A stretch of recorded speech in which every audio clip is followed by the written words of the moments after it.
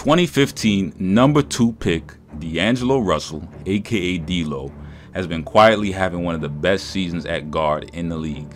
Now, while DeAngelo was snubbed from the All-Star game as an Eastern Conference reserve, and he's really not been getting much media coverage despite what he's been doing in the East this season, he has been rising to the occasion, man. His team was not expected to be the #6 team in the East in the playoffs, when teams like Washington and Detroit, they were basically re-upping and getting better, and they're supposed to improve from where they were last year. But he's been leading this squad and doing what his biggest critic said that he could not do, which is to drive them and be the head. Now today we're going to be looking at what D-Lo is doing on the court and why, with the injury to Victor Oladipo, he might need that All-Star spot over Jimmy Butler. Now, if you are not subscribed, already, just do yourself a favor if you like NBA analysis and click that subscribe button. Thanks to the OGs for the love and support for helping this channel almost reach 1,000 subs. Now let's get it.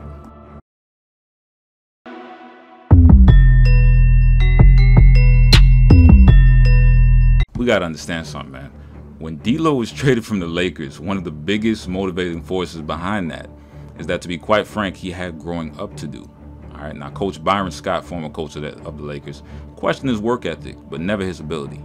All right, now he was asked if DeAngelo Russell could be a star at that position, at point guard, an interview, and Coach Scott responded, in quote, "His work ethic has to get better.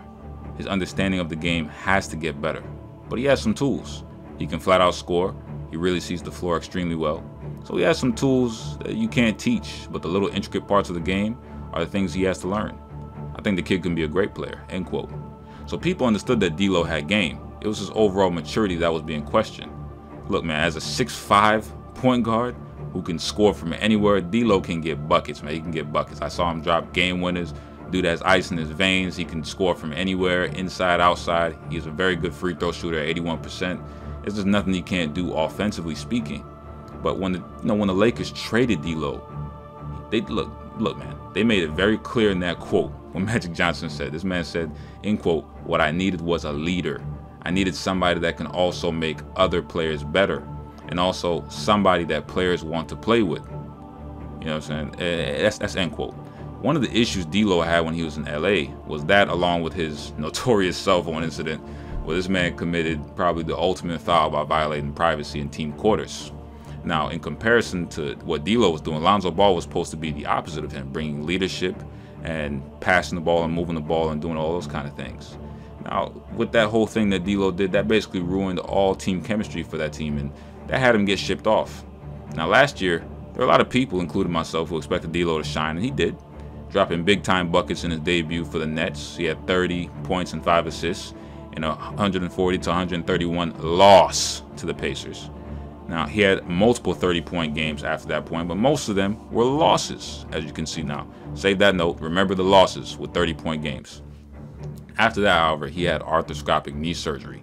And during that time, we saw Spencer Dinwiddie start rising to the occasion as a prominent player in the lineup, hitting game winners. I saw one live against the T-Wolves. And, whatnot. This was probably a great time of reflection for D-Lo. Coming into this year, we can see that he's just straight up a man on a mission. He has evolved his game. He's realized that it's more than just about scoring and just feeding people for assists. It's actually about getting your team to the win. D-Lo has figured that out as the leader. You have to score within the flow of the game and try to feed your guys to get them rolling if you're the leader, because you have to be the best player who can get your shot off at will when you need to. So you get it within the flow of the game. His points per game currently is at 19, and his assists are approximately at 6 per game. Now, against the Lakers, he dropped 22 and 13, 22 points and 13 assists after being told that, he isn't a leader and not a team player. He went out against his old team and basically beat them doing what they said he couldn't do. He also had a night against the Celtics this year where he dropped 18 points in a quarter. This is what I'm talking about, the explosion in a quarter, getting 34 in the win.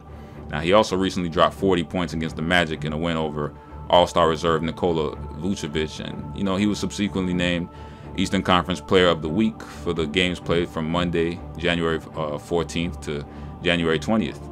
Now, what the NBA does not want you to know is that DeAngelo is leading the All-Star-less, for now, Nets, who are missing rising star Caris LeVert, to the #6 spot over teams like, and this is where I got really pissed. I was like, I can't believe this nonsense, the fact that he's not making the All-Star team over guys whose teams are way out of the playoffs.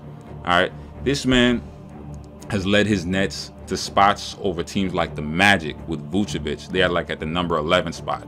The Hornets, they're like number 8 spot. I'm not too mad at that. The Pistons, while Blake is balling out, his team is out of the playoffs. The Heat, love you D-Wade, but this is not a career lifetime achievement award, man. It's not that. And the Wizards, Bradley Beal, look, man, all that everybody eats stuff you want to talk about, it's time to produce. It's time to get wins. And all these guys, man, they're all stars over D'Lo, who has led his team to the number 6 spot.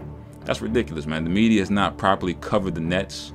All right, the media has not properly covered the Nets, who are overachieving this season, as well as D'Lo overcoming everything everyone criticized him of. Now, we also have to remember with those teams, they all either have all-stars or were in the playoffs directly last year.